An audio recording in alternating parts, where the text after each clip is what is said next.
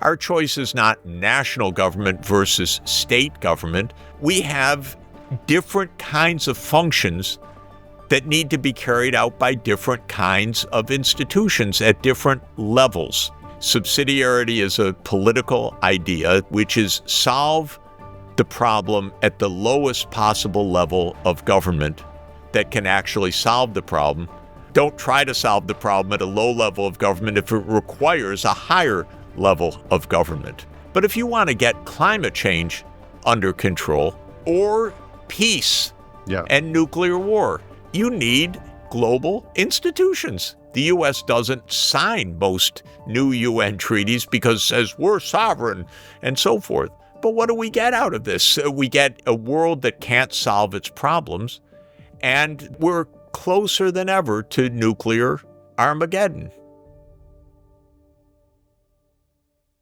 As violent tensions continue to escalate around the world, both in the Middle East and in Ukraine, I feel a sense of responsibility as the host of this channel to continue to platform those who are promoting peace and pragmatism surrounding the topics and realities of war. As followers of this channel know, a nuclear exchange, probably accidental, is one of my biggest existential worries for the coming years, and is a risk that, in my opinion, is not talked about nearly enough. As such, today I'm joined by Jeffrey Sachs for a Part 1 conversation on the United States approach to the situation in Russia and Ukraine, alongside the broader geopolitical implications and behaviors that make global peace increasingly difficult to imagine, let alone achieve. Professor Sachs serves as the director of the Center for Sustainable Development at Columbia University and also was the director of the Earth Institute there from 2002 to 2016. He is the president of the United Nations Sustainable Development Solutions Network and co-chair of the Council of Engineers for the Energy Transition. He was invited first by Soviet President Mikhail Gorbachev and then by President Boris Yeltsin to advise on the transition from a centrally planned economy to a market economy. He is widely recognized for promoting bold and effective strategies to address complex challenges, including the escape from extreme poverty, climate change, international debt and financial crises, and national economic reforms. This was our first conversation, a no-holds-barred conversation on the risks of nuclear war and the realities of the United States' complicity in unnecessarily escalating the risks of a strategic exchange. Due to time constraints on his end, this is a much shorter episode than I had hoped, and I didn't get to ask him a long list of questions on sanctions, future global financial settlement speculation, the difference between oligarchs and billionaires, and more. As such, I hope to have Jeffrey back in the future for a Part 2 dive into all this. This subject, war, geopolitics, nuclear war, lies outside my expertise, but I do know many people involved in trying to mitigate the risks that have been spoken about here by Jeffrey and others on this channel.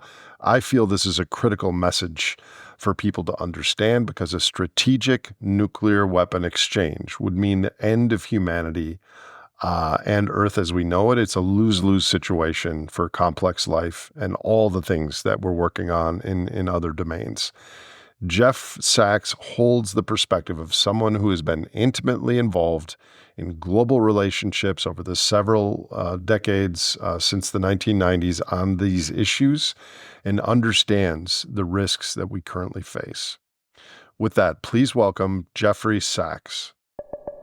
Professor Sachs, welcome to the show. Great to be with you. Thank you. I know how busy you are, and I really appreciate your time and what you're doing. There are millions of people in the USA, but especially in Europe, who consider you a hero of modern public intellectuals, a la Chomsky and others, because of your willingness to speak uncomfortable truths about our current situation. I've learned a lot in the last 2 years about our political domain and our geopolitical situation, and one might say that there are two wars going on between the West and Russia. One is the kinetic war, fought in the borders of Ukraine, and the other is the propaganda war being fought by both countries.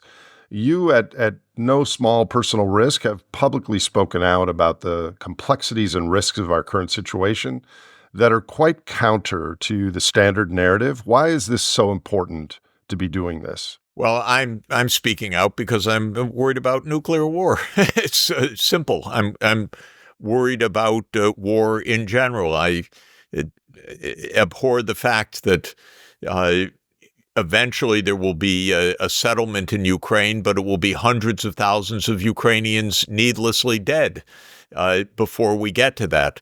I organized a meeting in the spring of 2022, which laid out how to end the war then. So more than 2 years ago, 2.5 years ago.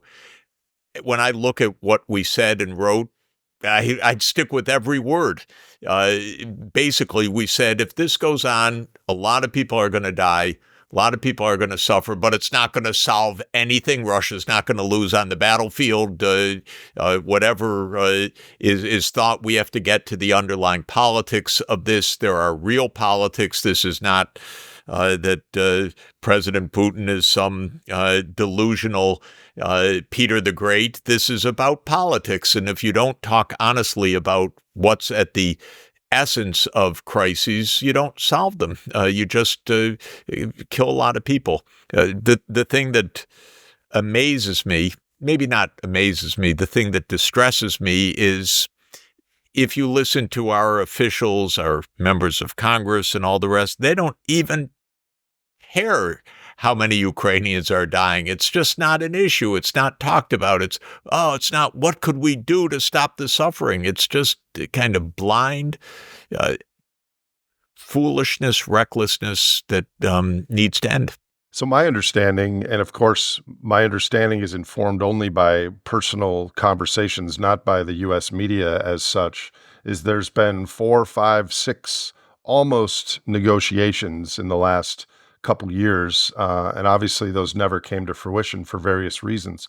Why do you think the U.S. has been so unwilling to invest any effort in diplomatic negotiation? Why does President Biden keep saying it's time to negotiate in Gaza, but not in Ukraine? When is it time to stop the killing?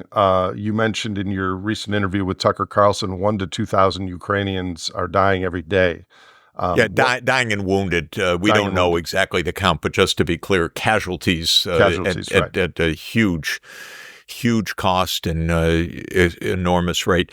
Because the project that we're watching is almost 80 years in the making now. U.S. foreign policy from 1945 onward was defeat the Soviet Union, and when the Soviet Union ended in December 1991, defeat Russia.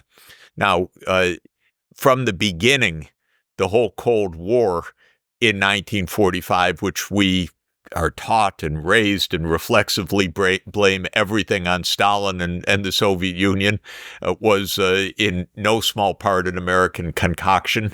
There was American grandiosity. There was Russophobia. There were, by the way, people who had sympathized with Germany in World War II in senior positions in the United States. There was bringing in the Nazi scientists as part of the U.S. anti-Soviet effort after 1945. The point I'm making is there was a long-term project. It started at the very end of World War II, after the Soviet Union had been an ally of the United States, after the Soviet Union had lost 27 million people in fighting Hitler. Immediately, okay, now the Soviet Union is the enemy.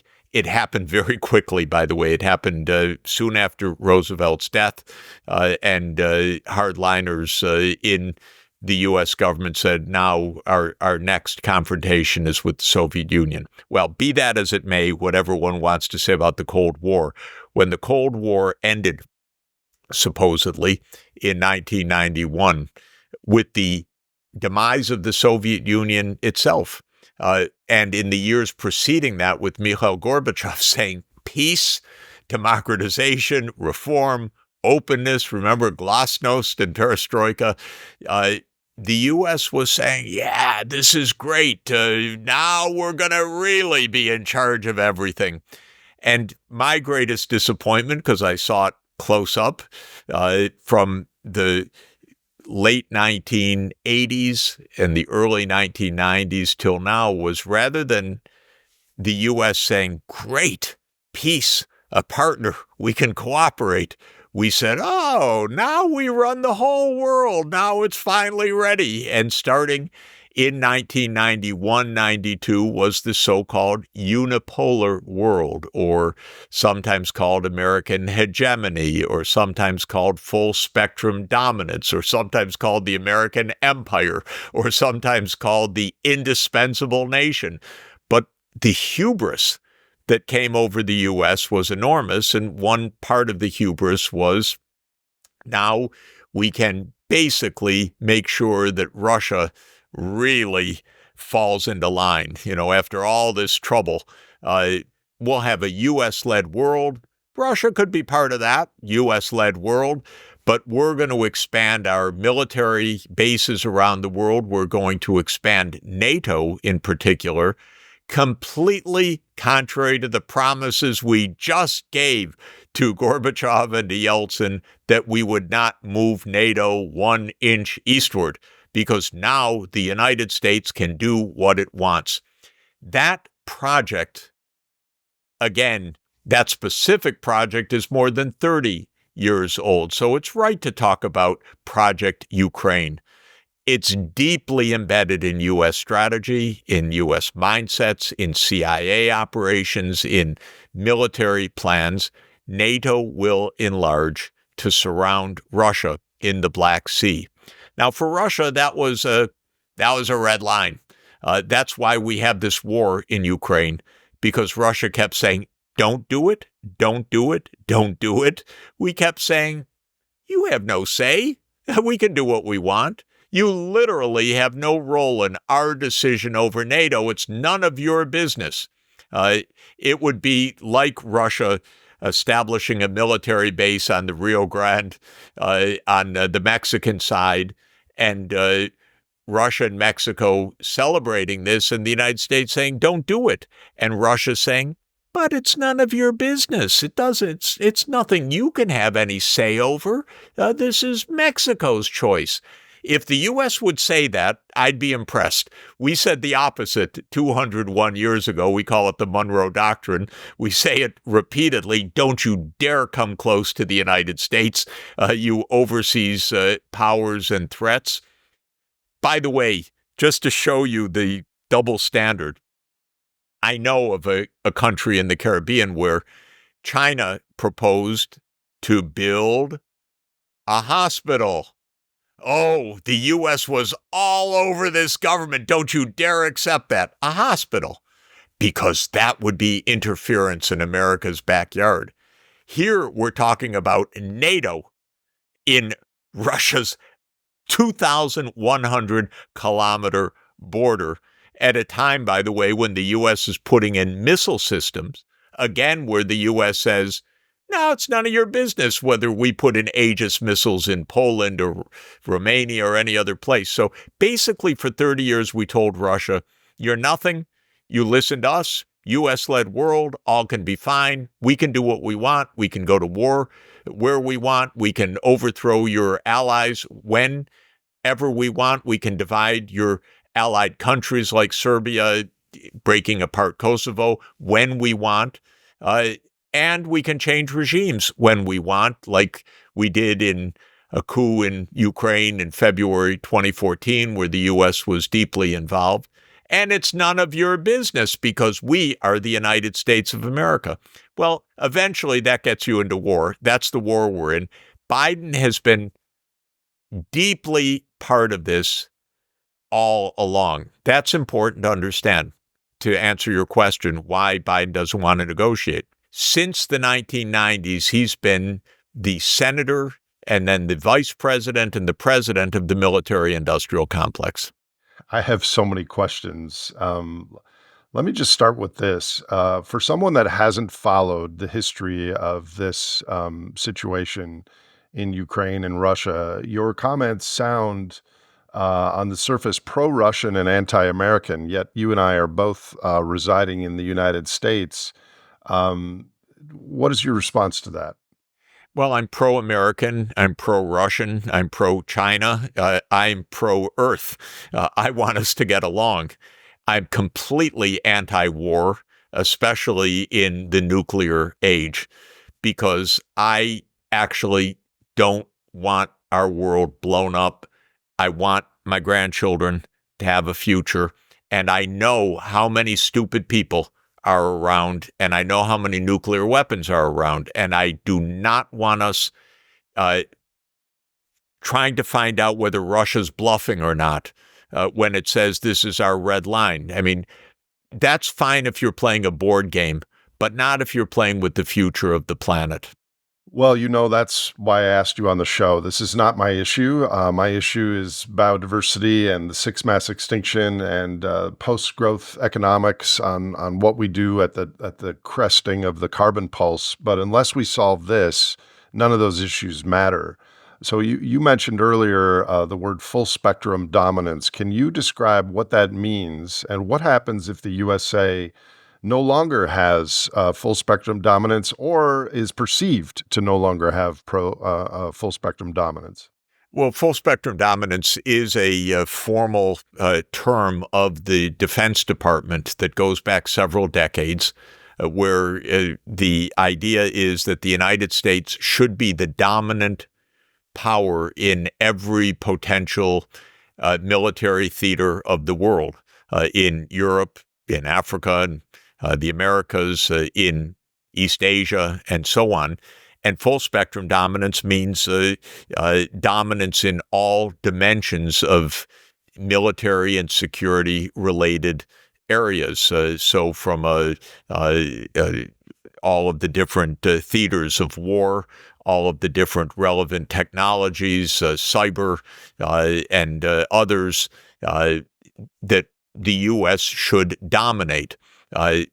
We say, well, this is necessary for America's security. How weird that this is necessary for America's security, but there are 192 other countries that we are to dominate that by definition could not have, quote, such security. So rather than the so-called Kantian idea or categorical imperative, or you could call it the golden rule, that we should behave in a way that we would like others to behave, we say we run the show and you must not in any way dream of having any say in our show, and then we can be secure. Well, the rest of the world doesn't see it that way, first of all, because they feel that this makes them insecure. We say, well, we're peace-loving. Yes, and we overthrow governments left and right. We go to wars left and right. We're not peace-loving as a country. We're one of the most violent countries in history.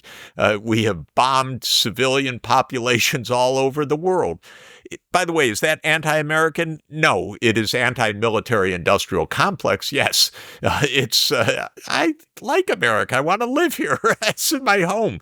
It's where my family lives. So, but I don't want us to get into perpetual wars, and especially wars with superpowers that can escalate to nuclear annihilation. I don't know, by the way, whether you and listeners have read, and I listened to Annie Jacobson's book this spring called Nuclear War, a Scenario. What a brilliant book, first of all. How terrifying. But basically, it's a book about the end of the world in 2 hours, told with meticulous precision. And it is a realistic account because it is not some fanciful science fiction. It's drawing literally upon the published record about nuclear warfare and consulting our country's leading experts about nuclear war. And then it is a terrifying, riveting, breathtaking, heartbreaking account of minute by minute, second by second, in some cases, how the world comes to an end. And I have now worked in every part of the world. I've been engaged in economic diplomacy all over the world. But, it's like you. I catch wind of these things because you see with your own eyes things you don't quite want to see. You get to gauge how intelligent are these people at the top? And the answer is, it varies a lot, but don't count on intelligence to save us. Don't count on prudence to save us. And when I see when I get and please don't anyone send me an email saying you're worrying too much about nuclear war. Because if you write that, you just don't know. Sorry to say it. Frankly put, you don't understand how close we have come to nuclear war, how many American senior officials wanted preemptive first strike nuclear wars that would have ended the world, how casual we are about squandering lives by the hundreds of thousands or millions, how it's viewed as a game, and even the name game theory, frankly, it's a giveaway. You could call it strategic theory. We don't call it strategic theory. We call it game theory, and it's a kind of mindset. And the mindset could be completely disastrous.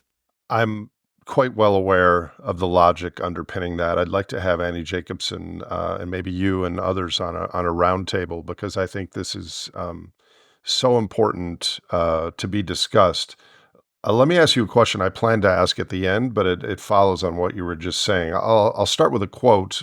Maybe you know the author of the quote. Quote, "Unless we establish some form of world government, it will not be possible for us to avert a third world war." Do you know who said that?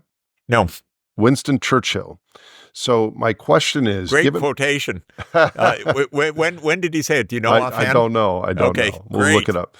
Given what we face, climate change, resource depletion, a move, as you were saying earlier, from a unipolar to a multipolar world, do you see any possible path of avoiding future resource wars? Such wars have been the most common reason for organized conflict throughout human history. But now, as you were saying, in an era of mutual assured destruction that could happen within hours, could there be mechanisms put firmly in place that prevent or reduce the risk of civilization-ending moments of strategic escalation? Of course there can be, and of course there need to be such institutions built. And let me say a couple of things about this. First, on the positive side, and it's really important, we are not in a struggle for survival where it's the U.S. versus China versus Russia versus others. We are not in a struggle for survival, even taking into account all of the stresses on biodiversity and the Earth's carrying capacity and so forth. We have the means and the technology to actually see our way through for everybody to live decent lives on this planet without the need for some to die and others to survive. Hitler's phrase was Lebensraum. We're going to invade the Soviet Union because we need living space for the German people. And that idea actually goes back to Malthus, who said we are physically limited. It goes back to Charles Darwin, who said, Malthus gave me the idea of what the mechanism of natural selection really is, which is the propensity of organisms always to push against the limits of the carrying capacity for their species. Now, one thing that Malthus believed was that as people got richer, they would have more children and more procreation. The thing that enables us to escape from Malthus's particular prediction is that as people get richer, they have fewer children. So the population tends to stabilize, not by the positive checks that he said, war, pestilence, disease, famine, but actually by people choosing to have smaller families. And that's a pattern all over the world. That's a voluntary pattern. And it's leading, by the way, to a stabilization of the world population, probably around 9.5 to 10 billion people, depending on the details. Can the world manage that peacefully? Thank God the answer is yes. But we are primed to see enemies everywhere. And we are absolutely not mentally set for the nuclear age, because we have had wars from time immemorial, but we can't have more of these without ending everything. And so we have to think differently. Albert Einstein was very clear about that, and others were very clear. We're in a new age. And President John F. Kennedy said in 1963 in my favorite speech of any American president, known as his peace speech on June 10, 1963, he said, "I speak of peace because of the new face of war," saying war makes no sense when you have nuclear powers that have nuclear arsenals that are relatively protected and that can end the world. It makes no sense anymore. Now, you come to the very crucial question, and I have to track down, I should know, but I didn't know Churchill's statement about world government. But here's another huge misunderstanding. The idea of world government is maybe one of the greatest anathemas in America. No one's ever going to tell us what to do. World government, that's totalitarian, and so forth. This whole approach is a mistake because we don't have one government. Our choice is not national government versus world government. Our choice is not national government versus state government or state government versus city government. We have different kinds of functions that need to be carried out by different kinds of institutions at different levels. And so there's a doctrine of the Roman Catholic Church, which I like very much, called subsidiarity. Subsidiarity is a political idea. It's a philosophy of the Catholic social teachings, but it's a philosophy that was also expressly adopted by the European Union, which is solve the problem at the lowest possible level of government that can actually solve the problem, but don't try to solve the problem at a low level of government if it requires a higher level of government. So here's the point. Our cities, by and large, can have the schools and the clinics, the first level of a public health system and so forth, and the local roads and bike paths and so forth. That's not the job of a federal government. That's a job of a local government. Wonderful. The job of a federal government may be to build an intercity fast rail or a power distribution system that carries renewable energy across the country. It turns out for a zero carbon power grid, pretty much you need to link a number of countries together, because when you've got clouds, someone else has sunshine, and to make your system work effectively and at reasonable cost, it would be good for the U.S. and Canada and Mexico, for example, to join up. We can use Mexican sunshine, Canadian hydropower, and U.S. Solar and offshore wind and so forth to build a zero carbon power system in the North America. So then you need a higher level of governance. But if you want to get climate change under control, you need global institutions. No question about it. Or nuclear war. Or peace. Yeah. And nuclear war. That's why, thanks God, we have at least the Nuclear Non-Proliferation Treaty, but we don't make it work. And one of the terms of the Nuclear Non-Proliferation Treaty, by the way, is that the nuclear-armed countries have a path of nuclear disarmament. The idea of the Nuclear Non-Proliferation Treaty was not to freeze the nuclear arms into a small set of countries that are kind of the oligopoly or oligarchy of the world. It was to phase out nuclear weapons, first by stopping new countries from getting nuclear weapons, but then those that have them were not to have a permanent monopoly. Now, this goes back to the 1960s, but of course, we're not doing that. The U.S. doesn't abide by these treaties, doesn't sign most new UN treaties because it says we're sovereign and so forth. But what do we get out of this? We get a world that can't solve its problems. And the point that I make, it's grim, it's not my point, but it's pointing to it, is that we're closer than ever to nuclear Armageddon.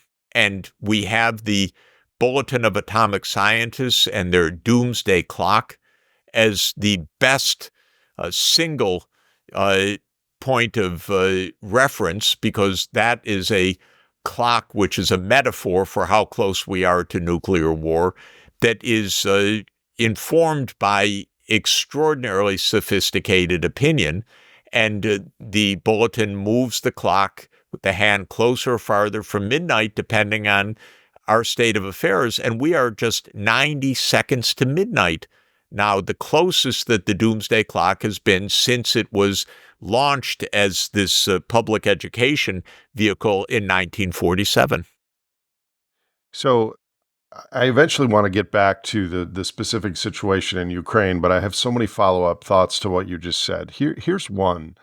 We kind of just generally think of the United States as this megalith that is all together. But first of all, very few people know what you're saying, and it feels like the United States knows about domestic issues, and we look at Trump versus Kamala Harris in the election, and very few people look at what's happening internationally. So are we a monolith, or are there factions within the U.S. government that are stripping away what's best for the long-term sustainability and prosperity and stability of the United States due to special interest? That's exactly the right way to look at things. Which is that our political system in general has been hacked, meaning that special interests own their piece of the pie. So Wall Street really determines financial regulation. Big Ag really determines FDA and nutritional standards and what the Department of Agriculture does. Big health insurance really keeps our healthcare prices at about twice the level of all our peer countries in Europe and Canada. The military-industrial complex owns foreign policy. The American people have almost no say or even awareness or truth-telling about foreign policy. Foreign policy is maybe the worst of all of it because it's all under classified information, and the lying is non-stop. It's amazing to me. It's so hard to get even basic facts into mainstream discussion, partly because everything is a lie and classified, and partly because the mainstream media just lost the whole idea that they are a restraint on government rather than a handmaiden of government. So the Wall Street Journal, the New York Times, the Washington Post, MSNBC became the mouthpiece of government. The stories are generally sourced by unnamed senior U.S. officials. Okay? Most stories are unnamed senior U.S. officials. I know most of the time who they are because it's obvious. But in any event, what kind of story is that? But these media, they like the inside, or they get the advertising, or they're filled with the government plants inside the organization. It's all of those things. We don't have a foreign policy discussion in this country. And by the way, I know a lot about foreign policy because for 44 years I've been engaged in international economic policy. I tried to get 700 words online into the New York Times. I tried to tell them even, you don't have to give me print. Just, it's free. You can add an extra column. I want one column to describe the Ukraine war and its origins. No, never got it. So this is something that concerns me not only for the Ukraine situation, but for climate and resource depletion and biodiversity and any other thing that goes counter to the public narrative. On these issues, I try to be apolitical. I try to describe what's happening, but are we headed towards an Orwellian future where the media that's consumed by the general public in a right to know is going to be filtered and censored and constrained so that we don't know what's really going on this issue and other ones? Are you worried about that? We're already in that world to a very large extent. We're already in a news feed world that comes from Washington, where there's one narrative and we don't have a public debate, and we don't even have the idea. Maybe because it's a little more complicated, or I don't know. I mean, actually, I don't. There are many possible reasons. I would like a newspaper to say there are two sides of the story, and here's the debate, and then feature side by side a discussion of the issue. That would inform people. That's in academia. That's how we live. We attack each other, all the time. You say anything. No, that's stupid. But that's the whole life of it. Not just name calling, but you have to show the evidence. Where are the data? And so on. And then to watch that you can't even get a word in edgewise from the official narrative. Now, this goes back a long time. We have been in the foreign policy domain in a security state since 1947, actually with the passage of the National Security Act, which created the CIA and created unbelievable secrecy, unbelievable overclassification of everything, unbelievable lies. That's why Daniel Ellsberg came out with the Pentagon Papers, because he was a brilliant analyst inside the government, and he read thousands of pages about the actual history of the Vietnam War, and he knew, my God, this is completely contrary to what we are saying in public. Well, this is how the Ukraine war is for me. I haven't read all those internal documents. I'd love to do so, but I'm not ever going to see them because they are so deeply classified. But I know the lies that they're telling every day. How much of this do you think is cognitive dissonance at the largest scale, that the implications of moving from a unipolar world of United States hegemony to a multipolar world where power is shared roughly equally with multiple nations, that the implications of what that would mean to our lifestyles and our economy are just too large to ponder at high government levels? So therefore, we continue with this censorship and narrative seeking. Yeah, I think that's the $1 trillion or $100 trillion question. My own view is we are in a multipolar world. It's the only real world that we could possibly have. Russia has 6,000 nuclear warheads. We're not going to defeat Russia. And God forbid, if Russia were close to defeat, we'd all be dead. China has... That's something that I never understood. I mean, what does even winning look like? Winning makes no sense. And if you say that, two things are pulled out of the hat. One is, oh, Mr. Sachs, you're succumbing to nuclear blackmail. In other words, sure, we're going to play chicken with the nuclear war. Sure. And again, I get these emails. Oh, you're worried about nuclear war? Yes, I am. Thank you very much. So that's one thing that's pulled out of the hat. The other is regime change. Oh, yeah, Russia's hostile right now, but that's Putin. But the Russian people are going to overthrow Putin. Now, this is also a deep American idea, but the deeper idea, of course, is we're going to overthrow Putin because we are addicted as a country to covert regime change operations, which most people aren't even aware of because they're covert. And the U.S. doesn't stand up and say, we overthrew this government. It says the opposite. We had nothing to do with that. That was a popular uprising. So this is a big part of the problem. So to go back, we have several major countries, China, India, Russia to start with, because I count those three plus the U.S. as truly, indisputably the world superpowers right now. Not one of them can defeat the others. They're all nuclear powers. They could all end the world. They're all big but the truth is none of them threatens the others except in nuclear war. China's not going to defeat the United States in a conventional war. What, send its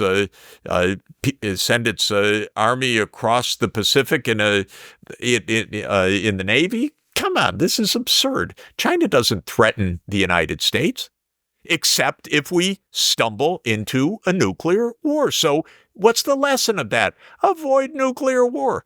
Don't press each other's red lines. Don't step on each other's toes. Don't humiliate each other. Speak respectfully and look for the mutual areas. Russia does not threaten the United States except if we provoke a nuclear war. This is hard for Americans to understand, perhaps because we're told the opposite all the time.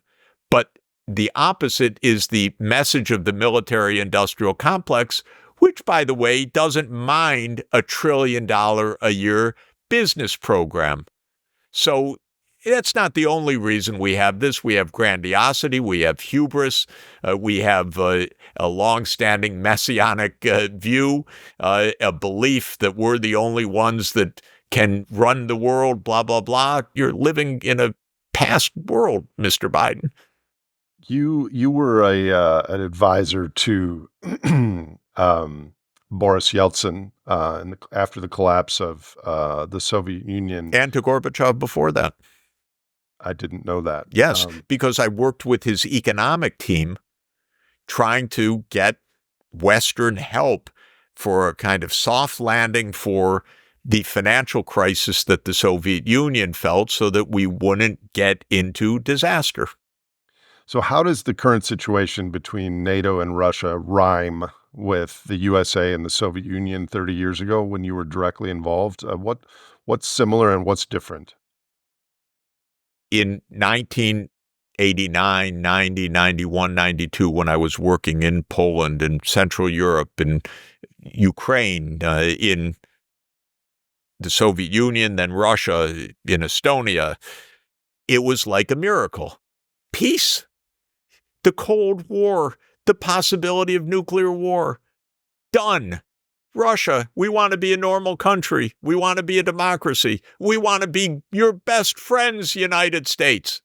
This was not rhetoric. This was the real possibility. And what did the United States do? By U.S., I don't mean the people of the United States. I mean our security state. Ah, yes. So now we run things. We get it. No. We want to be partners with you. We want to cooperate. Yes, we understand. Now we run things. Now we determine everything. No, that's not exactly what we mean. We mean we should have treaties. We should respect. No, we understand perfectly. We run things. This was basically the response. So where we are today is exactly the opposite of where we should be and where we could have been. And I sat across from Boris Yeltsin and heard from his own mouth without question. We just want to be a normal, cooperative country. Thank you, Mr. Sachs. Can you help us with that?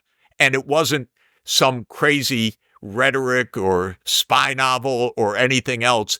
It was the real belief. Okay, that whole Bolshevik detour, it wasn't good for us. It wasn't good for anyone. We don't want it. We want to be normal. We don't want to be a Bolshevik regime. The United States could not say, oh, thank God. Now we have a friend, a partner.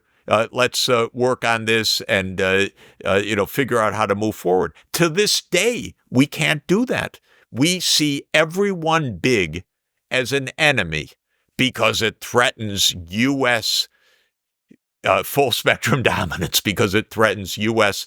hegemony. So on your question, why don't we say this? It's not because it would be hugely costly to the American people. It's not even because the American people demand supremacy or hegemony, but it is because it's deeply embedded in the U.S. security state. And it is the mission of the security state. And it is the gravy train of hundreds of billions of dollars of military contracts each year, though I don't think that's the only reason, but it's one of them. It's the mindset, because peace with Russia and China is not expensive for the American people. It's cheap.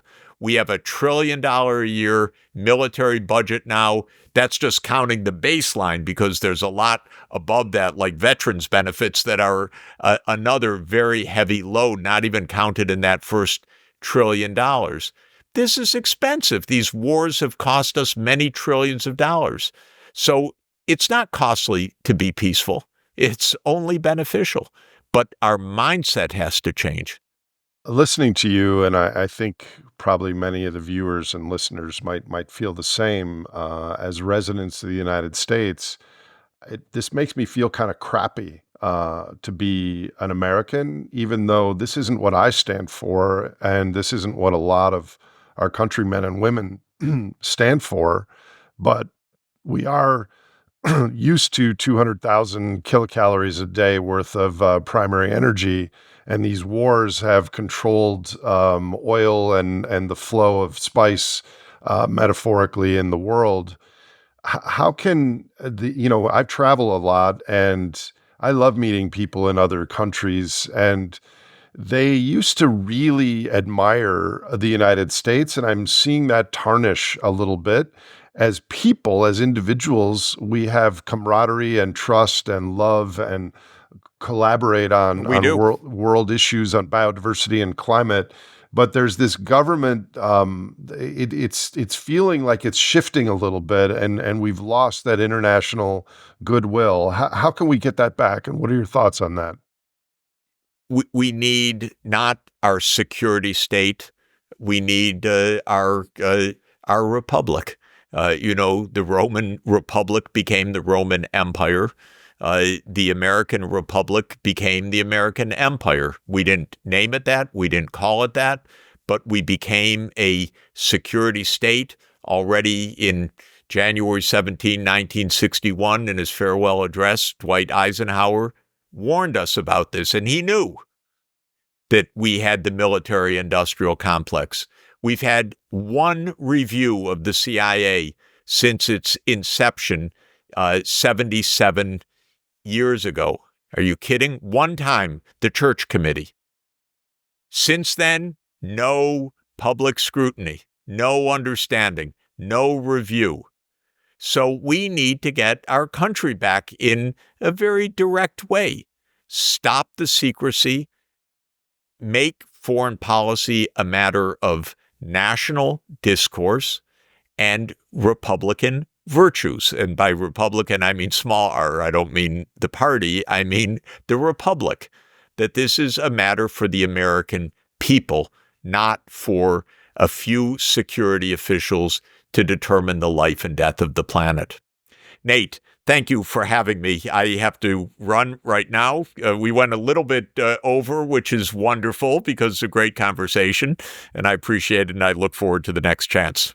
Thanks so much, Professor Sachs. I have 26 questions unasked for a later date. Thanks for your work. We'll do it. Thank you. If you enjoyed or learned from this episode of The Great Simplification, please follow us on your favorite podcast platform. You can also visit thegreatsimplification.com for references and show notes from today's conversation. And to connect with fellow listeners of this podcast, check out our Discord channel. This show is hosted by me, Nate Hagans, edited by No Troublemakers Media, and produced by Misty Stinnett, Leslie Batlutz, Brady Hyen, and Lizzie Siriani.